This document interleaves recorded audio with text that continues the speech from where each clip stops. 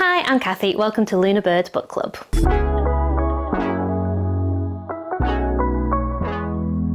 I am feeling opinionated today, and I hope you are too. So I thought it would be a great day to film a video that I've had in my mind to do for a very long time. This here is a poster a friend got me a few years ago of the top 100 books. And it's one of those posters where each of these little squares was covered by like a gold foil, and when I read the book I got to scratch off the foil and reveal a beautiful image underneath. So for quite a few years I devoted myself to trying to read all the books on this list. I kind of came to an end of that challenge a couple of months ago, and I want to film a summary of that. I will say I love the design of the poster. The images that portray each book are beautifully and cleverly designed. Really love that. And I love that this challenge got me reading books that I never would have picked up without doing this. Some of these books I'd read before the challenge started, and some of these books I actually never got around to reading, but I just got to a point where I thought, I'm done. I've done my best, but I need to read things other than what's on this list, and I was tired of having it like hanging over me. So I feel like I'm done with the challenge, and I thought it'd be fun to review by going through them all and letting you know whether I think these books deserve a place on the list, or if they don't deserve a place, or if I didn't actually read them at all. So that's what we're going to do. These opinions are going to be my opinions. They're going to be subjective. They are going to be biased, and that's okay. And it's also okay if you disagree with my opinions, but you're going to hear mine anyway. So here we go. First row, Harry Potter. We love Harry Potter in this household. I have read Harry Potter several times. Orla is now reading it through for the second time in her life. It deserves its place on the list. I love how this book gets children reading, and I love its message about love and friendship, and for standing up for what you know is truth, even when there is great pressure around you not to. That's in my mind right now because we're reading Order of the Phoenix, which is like the greatest theme in that book. Yeah, it deserves its place on the list. Second, Gone with the Wind. Yes, a problematic book. A book that doesn't share a lot of the same values that I share, but I'm so glad that I read it. It follows a young woman called Scarlett O'Hara in the build-up to the Civil War and during the war and after the war, and it's about her rise and fall and rise again and fall again. She is tenacious, selfish, ambitious, ruthless, and a fascinating character to follow. And so a lot of the book is quite troubling. Its attitudes around race and slavery, hard and uncomfortable to read through, but all the same that has some value in having an insight into those times. So yeah, I would say it deserves its place on the list. It's not one that I see myself rereading, but I am glad I read it at least once. 1984, a dystopian nightmare of a book about a vision of the future where the government controls every little thing in society, in media, in the recording of history, and the fight for one man to retain his sense of self and independence. Again, it's one that I've read. I'm glad I've read. I will never read it again because it is too harrowing for me, but it deserves its place on the list. The Chronicles of Narnia. I love The Chronicles of Narnia. I have read it several times. I will read it several more times. A beautiful magical fantasy series for children that at the heart of it has a complex gospel message, and I love it. Ulysses by James Joyce is being kicked off this list with a vengeance. I have tried to read this book several times. I've tried to listen to the audiobook, and I don't think I like stream of consciousness books. I find them boring. This is so dull. I don't see what other people see in it. It's going off the list. I'm sorry. Sapiens, I'm also sorry because I actually didn't read this one. This was one that languished on my poster, covered up, and towards the end, I read the blurb, I read around it, and I just couldn't see myself enjoying it, so I didn't read it. Faust is another one. See, technically I didn't read it. I read Christopher Marlowe's play Faustus, which is inspired by Faust by J.W. Goethe. who I think is a German writer. So I haven't read the original. I've read an adaptation of the myth about a scholar who gives his soul to the devil for magical powers. So I haven't read it, but I'm going to keep it on the list because I've read adaptations of the work and I think it's amazing, and the core story is brilliant and horrible and I love it. Next up is Great Expectations by Charles Dickens. I didn't love Great Expectations. I have a hit and miss relationship with Charles Dickens, so I'm going to say Great Expectations is going off the list, and in my head I'm replacing it with A Tale of Two Cities by Dickens because it's more exciting and more interesting things happen in it, and there's a couple more characters that are likeable or at least get redeemed in a meaningful way. A bit of a fudge on that one. The Lord of the Rings, yes, it's staying on the list. It's one of my favourite series of all time. Rawr. Ola and Luna are here if you can't tell. Oh, she's purring. Yes, she is. The Lord of the Rings is a series that I will continue to reread, and every time I do, it makes me cry. To Kill a Mockingbird is an amazing book too. That's staying on the list. To Kill a Mockingbird is told through the eyes of a young girl called Scout in the summer where her father, Atticus Finch, has to defend a black man who's been accused of rape. It's a story that kind of mixes very grown-up issues with like a childlike charm and wonder, and it's a beautiful book and it's definitely staying on the list. A Little Prince. I read it. It's like a sweet childhood fable story. It looks cute. It is cute. It can stay on the list. The Art of War, that's another book I would never have picked up without this reading challenge. It is definitely staying on the list. It is advice from a Chinese general in like 5000 BC onto how to run a war. It's short, it's really snappy, and somehow this military advice is still relevant to lots of spheres of life today. Absolutely fascinating read. It's one of the treasures that I got from doing this challenge, so it's staying. The Lord of the Flies can stay too. It's about a bunch of kids who get stranded on an island and form this makeshift society that then falls apart because they all turn into savages. What? Yeah. It's brilliantly done. I've read it the once. I'm only ever going to read it the once because I found it upsetting, but it deserves a place on the list. That sounds mad. Jane Eyre by Charlotte Bronte is staying on the list. One of my favourite books of all time. Jane, the story of an orphan who falls in love when she's older to the man who's employing her as a governess. It's brilliant. Jane's a fantastic character and a book I reread several times, so it's staying. All Quiet on the Western Front. I again only picked this up because I heard of it on this challenge. This is a German book set in World War I, following the life of an ordinary soldier as he's just struggling to survive. It is told in such beautiful, evocative detail. It really places you in his shoes. It fills you with empathy, and I'm really glad I read that book. So yeah, it's definitely staying on the list. The Old Man and the Sea, I'm kicking off the list. It is really boring. It's about an old man trying to catch a big fish, and that's about it. I don't know if I was just in a bad mood or if there's something deeper here that I'm not getting, but I did not enjoy it. Sorry. 100 Years of Solitude, however, I loved. It's a bonkers book. What? So you don't like an old man trying to catch a fish, but you like 100 Years of Solitude? Okay.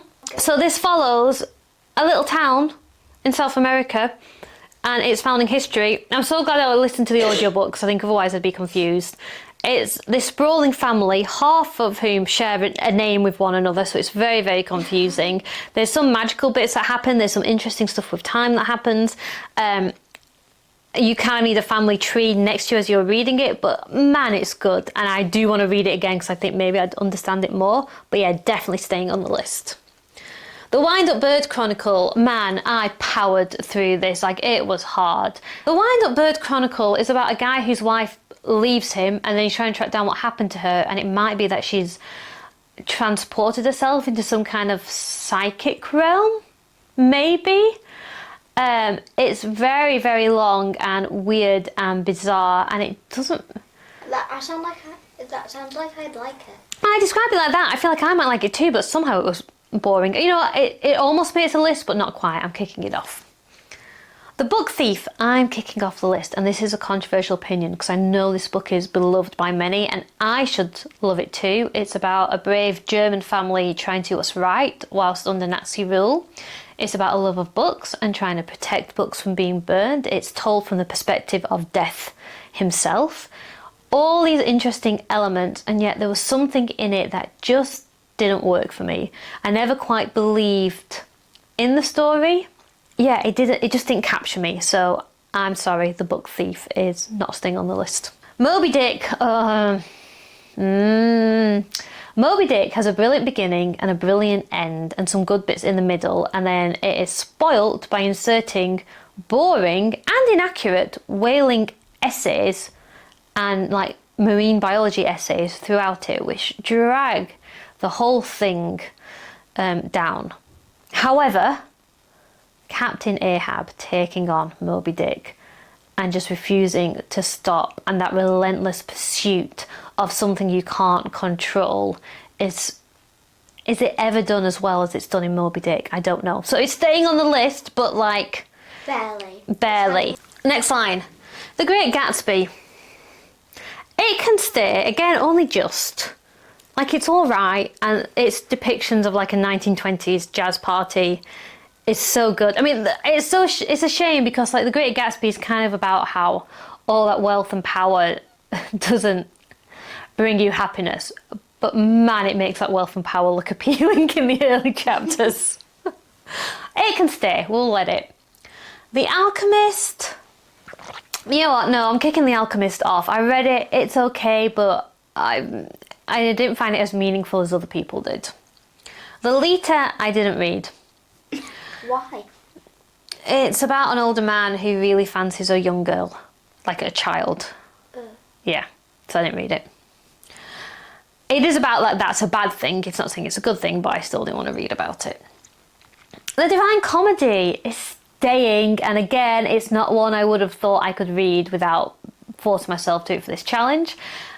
I did, before I listened to the whole thing, I listened to a BBC radio adaptation of The Divine Comedy that helped me understand what it was about, and then when I read the whole thing it really helped. It's about a man who travels through hell, into purgatory and into heaven, guided by the Roman writer Virgil. Quite bizarre, but a really cool spiritual adventure. So it's kind of about the value of salvation, and I really enjoyed reading it. The Adventures of Huckleberry Finn, I am kicking off the list. It starts off well. Huckleberry Finn is a young lad who gets into scrappy adventures, always misbehaves, but kind of comes out on top anyway. But the main thread of this is that he ends up running away with a runaway slave, a black man called Jim. And the problem is that once that storyline starts, the tone of like a young lad getting into trouble and isn't he cheeky, it's going to be all right, just completely doesn't fit with the storyline of Jim, who really will be killed if he's caught being a runaway slave. And Jim's treated as like a stupid idiot rather than a grown man on the run for his life. And the racist language in there is really relentless. And I've read lots of books in different time periods. I'm used to reading language that is of its time. But Huckleberry Finn, I found it quite insidious. And I found it upsetting because as a kid, I loved the adaptation of this with Elijah Wood playing Huck Finn. Amazing film. I thought it was going to be a light-hearted childhood adventure, and it just left me feeling icky. So for that reason, I'm kicking it off the list. Memoirs of a Geisha. That sounds great. Yeah, it was alright. So I read that yonks and yonks ago, but again, I feel like it's just okay. It's just an okay novel. It doesn't deserve a place in the top 100. Sorry. Brave New World. Ooh, that's staying. That's a sci-fi book written in the 1920s describing a utopia, dystopia, where the government has erased war and poverty, but they've done it through eugenics, so everybody is engineered in from being a baby to fit whatever society needs, and they are controlled in their brains and their biology to only do certain things. If there's no one that's actually living on the earth? That's exactly the point of the book. So it's brilliantly done. Yes, that's staying on the list. So what's it about? Oh, it's about one man who, I think he starts reading. Or he starts questioning how things are done and learns possibly of a different way for humans to live outside of government control. Which is pretty much the storyline of the next one, Fahrenheit 451, also about a dystopian future where the government controls everything, particularly books. And this is about a firefighter whose role in the society is to burn books, but instead he starts reading them and becomes part of a rebellion against the government. Both of those are staying on the list. Pride and Prejudice. It has to stay, but I would rank it towards the bottom end of the top 100. I don't get on with Jane Austen as much as other people do. So Pride and Prejudice is a great romance. It's so tightly plotted, it's witty, it's got a good eye on the society it's mocking. I could just take or leave it, but it can stay on the list. The Kite Runner I also would not include on the list. I read it for this challenge. I thought it was a good novel. It's like a biopic set in Afghanistan, and it's particularly focused on the childhood of two boys and their different paths that their lives take because of one horrible childhood incident. Like, it was a good novel. I'm not sure if it was as great as it is lauded to be. Collected fiction by Borges. I don't know how to say his name. Brilliant Brazilian writer, wrote the most bizarre short stories that were kind of into metaphysics and surrealism. You never knew where they're going to go. I read them. I think I understood about half, but still thoroughly enjoyed it, so they're staying on the list. Wuthering Heights by Emily Bronte is one of my favourite books of all time. It's gothic, it's dark, the characters are wildly inappropriate. I have it right there. I love it, it's staying on the list. Romeo and Juliet can stay on the list too, but it's not my favourite Shakespeare play. I think my favourite Shakespeare play that I've read is A Midsummer Night's Dream. You always say that. Yeah. We went to see it in the park. Yeah, we did. We went to see a performance of it this summer in the park. A little youth group. Yeah, by a local youth actor group. It was brilliant. Austerlitz. Is that how you say that? Austerlitz. I didn't read. Again, it waited towards the end of the challenge and I just couldn't face it. The Catcher in the Rye, I have not read. You know, I just don't come on, I keep meaning to pick it up somewhere. I don't see it for sale that often. I haven't found it in the library. It's not on audiobooks. So I just haven't got to it. So I don't really have any opinions on it. It's just not coming my path and I've just not been motivated to go and buy it. The Hitchhiker's Guide to the Galaxy can stay. This is a very funny British sci-fi adventure of a man who ends up travelling through space using the Hitchhiker's Guide to the Galaxy as his handbook. Really funny, really silly. Love it. Mrs. Dalloway can stay. She is my exception to not liking stream of consciousness books. I enjoyed Mrs. Dalloway. I studied it at university. I think there was enough that tied it together to an actual plot, and at least when people were thinking random things in their thoughts, those things were interesting. A Game of Thrones. I read the first book and didn't bother reading the rest, and I actually it didn't hook me that much. I really enjoyed the TV show until a certain point. I'm gonna have to kick it off the list because that sounds amazing. I know. It just didn't do it for me.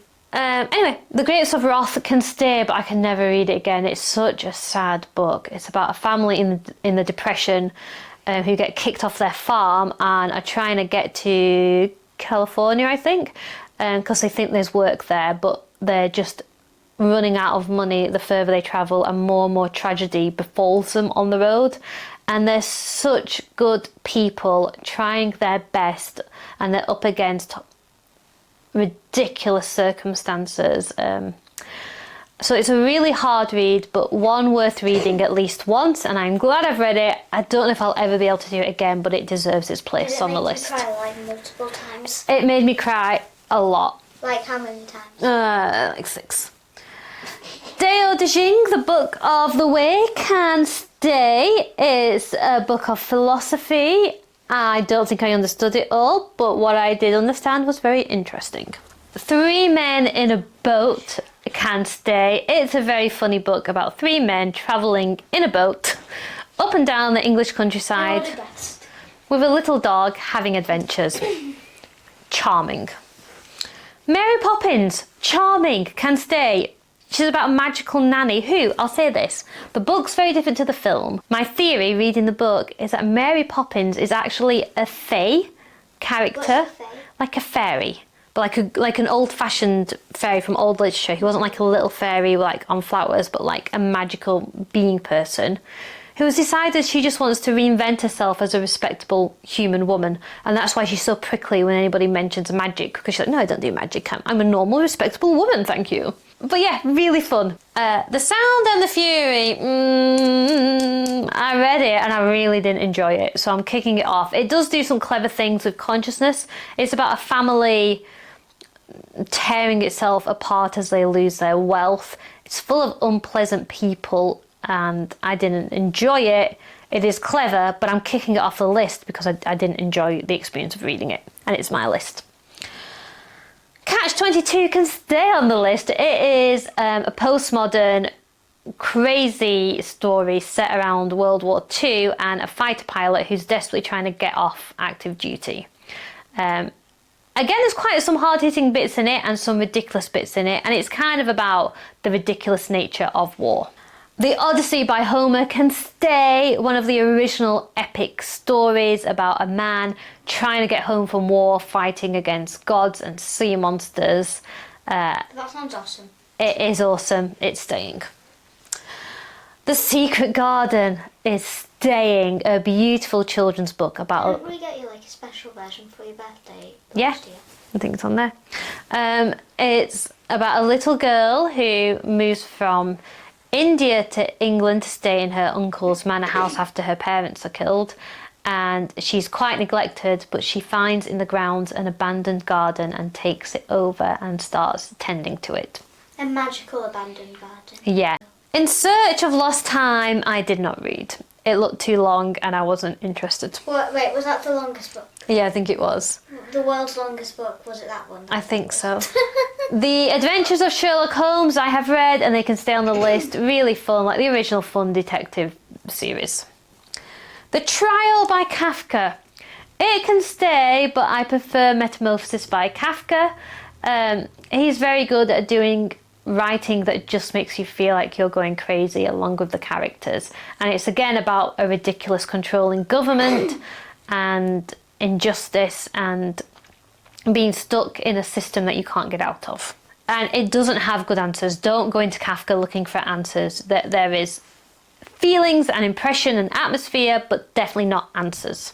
One Flew Over the Cuckoo's Nest can stay. It's about a man who figures he'd have a better time in a psychiatric ward than he would in prison, so convinces a judge that he is suitably crazy to go to psychiatric ward, and when he gets there he discovers that he probably would have been better off in prison, and it's about the life of the inpatients. Really well done, and I haven't read it in a bit, but I would like to read it again. Pippi Longstocking. I guess it can stay. I read it for this challenge. It's about a little girl, Pippi Longstocking, who is a bit incredible. She's as strong as a horse. She can get away with doing whatever she wants and she causes misadventures all around her. But she is a bit of a brat and I actually didn't like her that much. But she can stay on the list. It's fine. Frankenstein can stay on the list. What a brilliant monster story. I will say, when there are adaptations of Frankenstein and they make the monster too sympathetic, it annoys me. He does deserve some sympathy, but also in the book, he does murder children and frame an innocent teenage servant girl for murder she didn't commit, who hasn't done anything wrong to him at all. Like, I get why the monster is going after Frankenstein. I understand his beef with him. I don't think... Who's Frankenstein? The guy who creates the monster.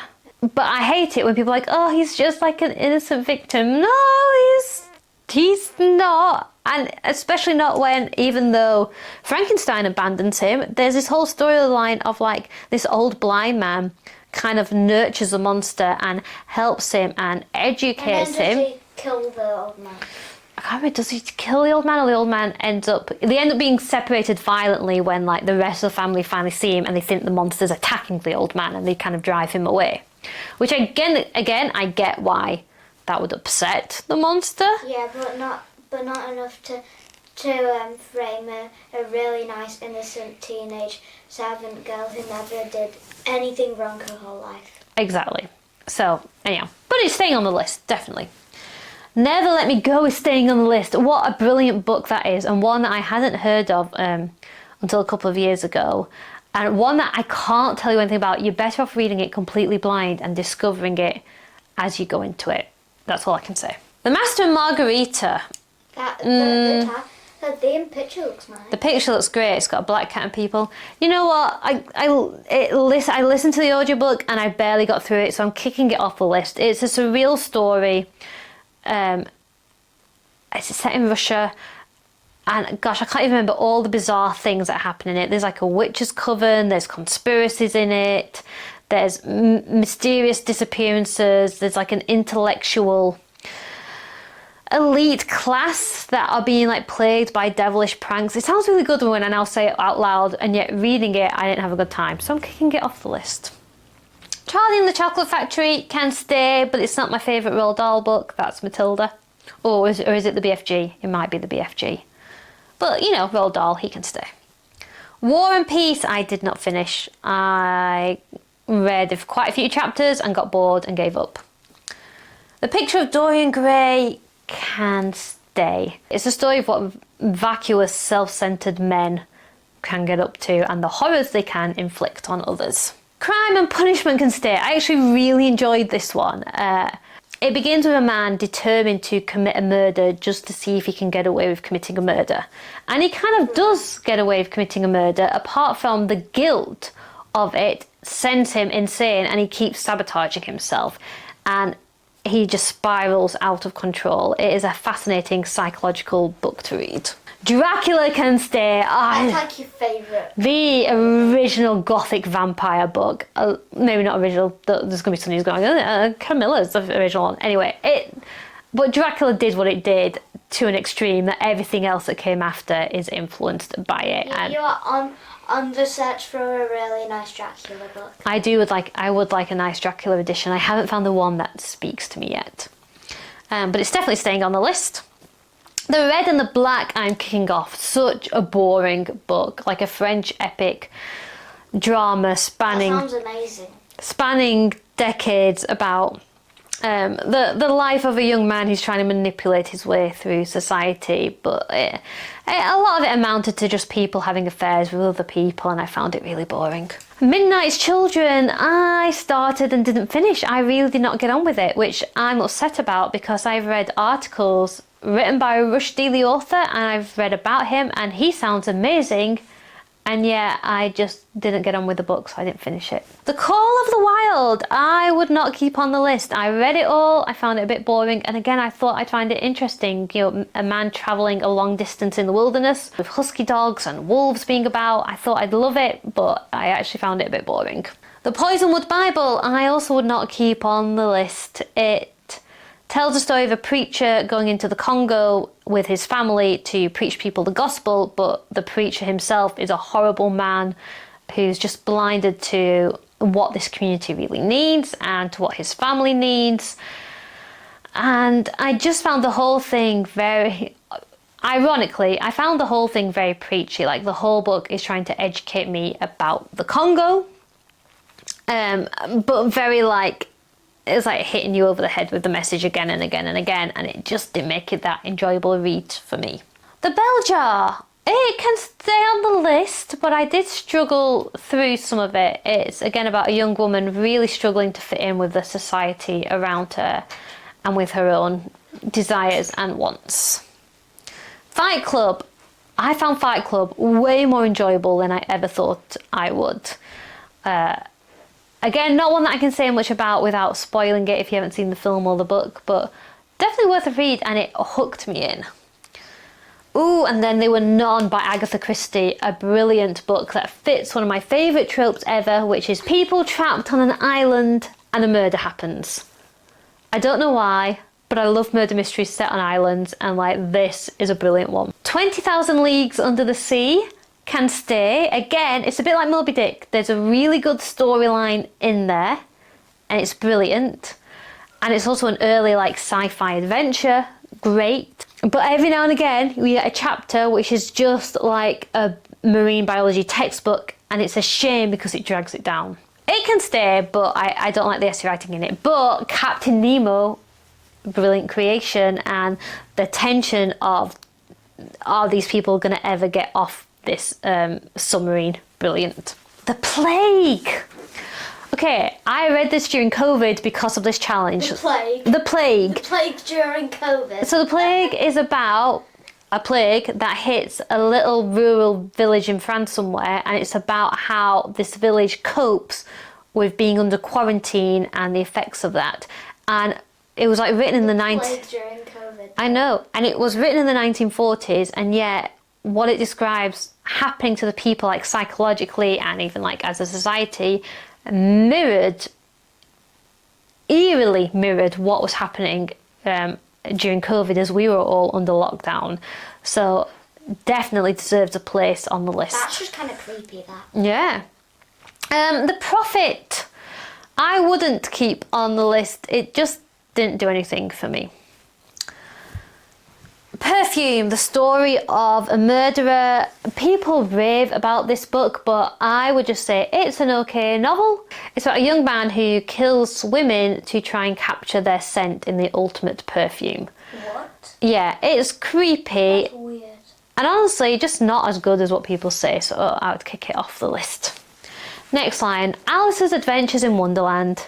Yes, it can stay. It's nightmare dream fuel for children everywhere, and for that it can stay. Nightmare dream. Yeah, it's such a bizarre book, but we like it. It's so creepy. The Portrait of a Lady, I am kicking off. Nothing much happens in it, and it's really tedious, so it's going off the list. A Brief History of Time, I also did not read because I didn't want to. The Three Musketeers, I read. It can stay on the list, but again, that is a bizarre book where... Which one is the Three Musketeers? The Three Musketeers is here. Why does it have 4 swords? That's so annoying. It's got 4 swords because there are 3 musketeers, and the main plot of the book is a young man who wants to join the musketeers, and he's trying to become part of their crew. Oh. And it's almost like each chapter, each segment is like a new adventure. It's almost like, what's it like? You know what, it's like a TV series. The Three Musketeers reads like a TV series that goes on for 7 seasons. And like for the first 3, they really know what the tone is. It's fun, it's adventurous, it's tongue-in-cheek.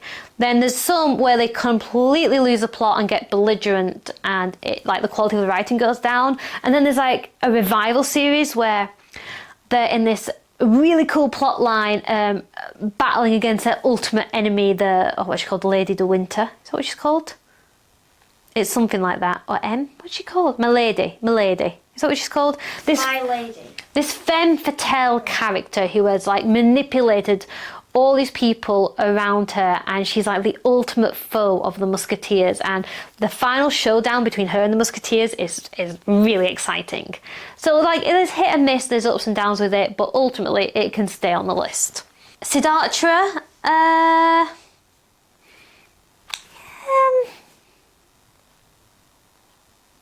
I read it. It was about a man seeking wisdom by travelling to different places.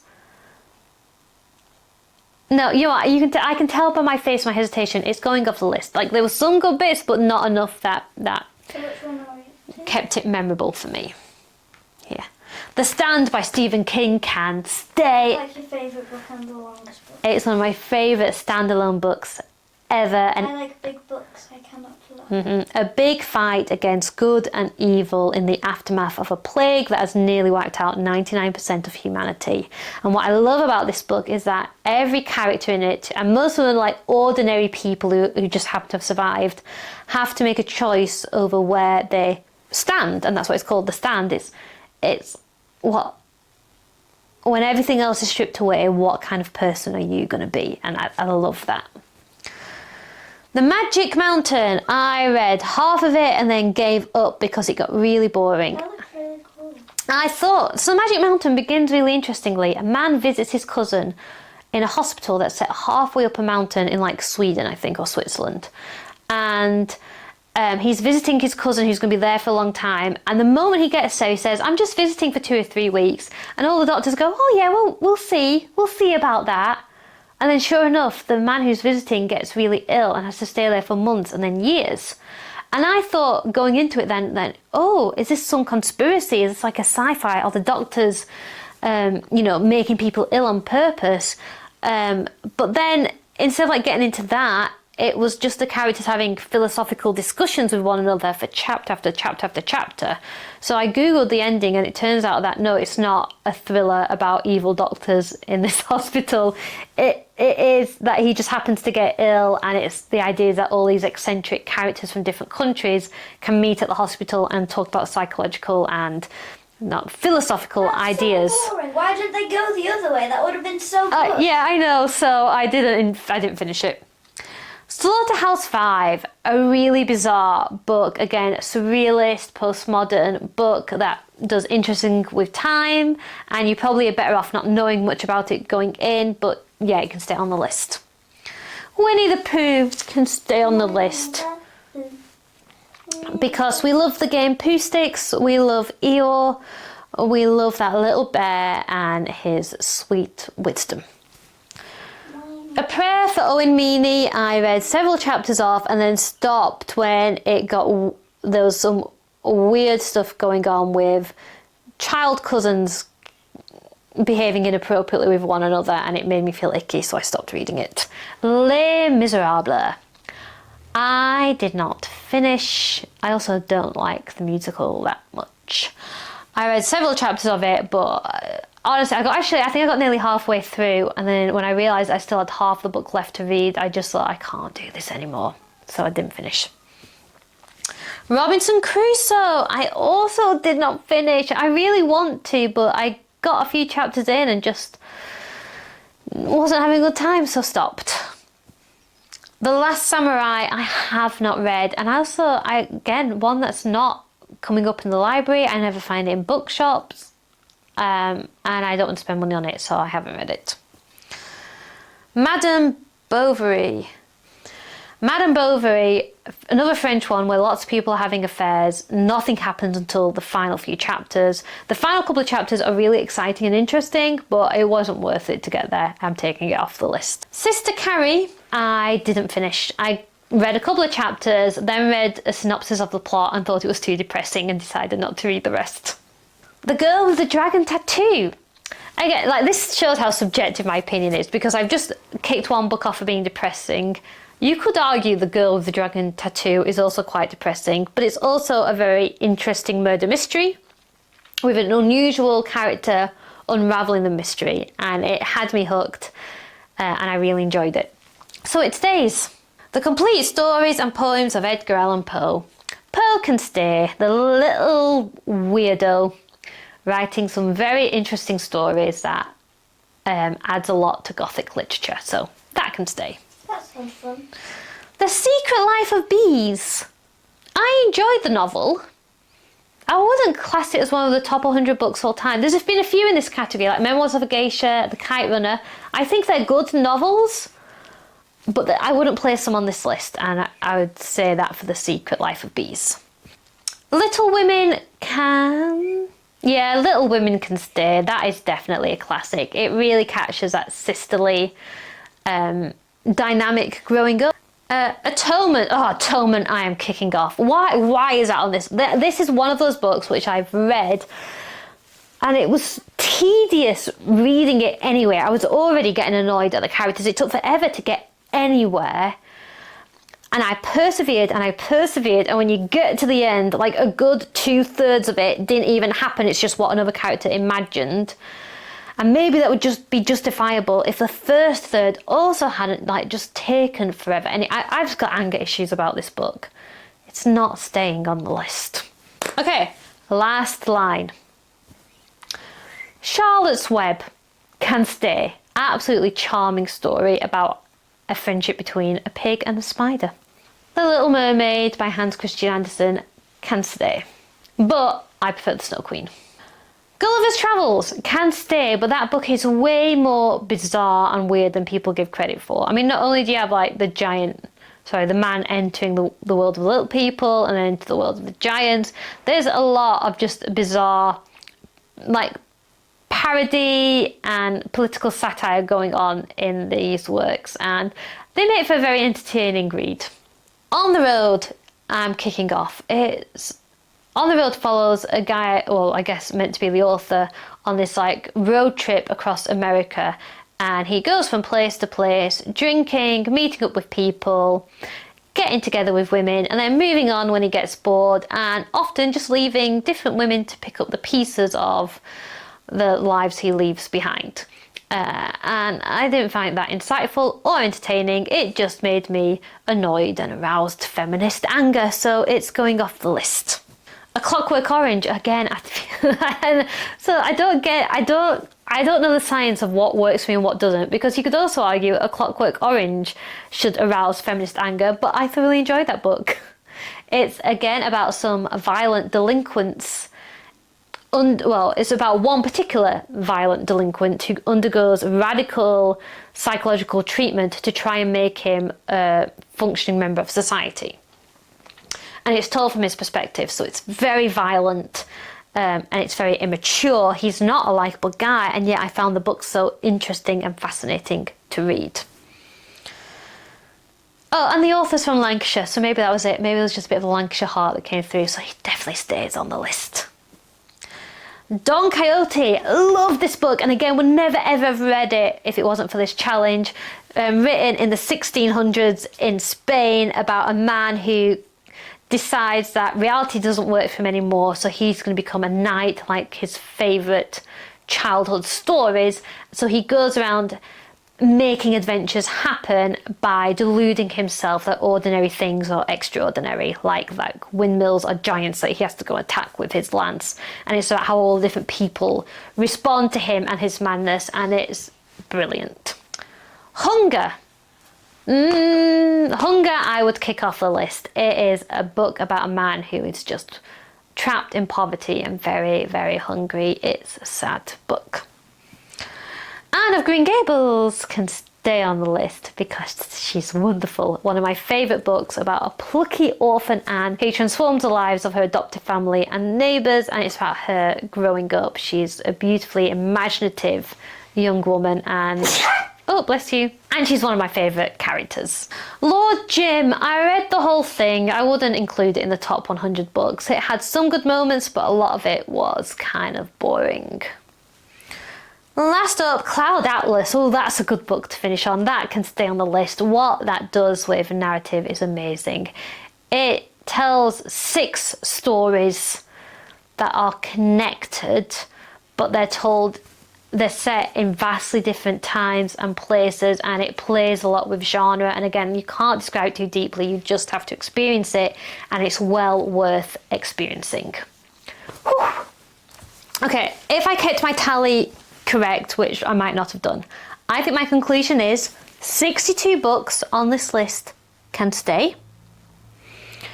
22 of these books are being kicked off because I read them and didn't like them, and then 16 books on this list I haven't read, so I can't really make a decision, but I probably would kick them off and replace them with others.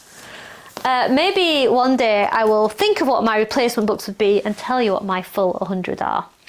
But for now, that is my summary of what I think about this particular top 100 books list.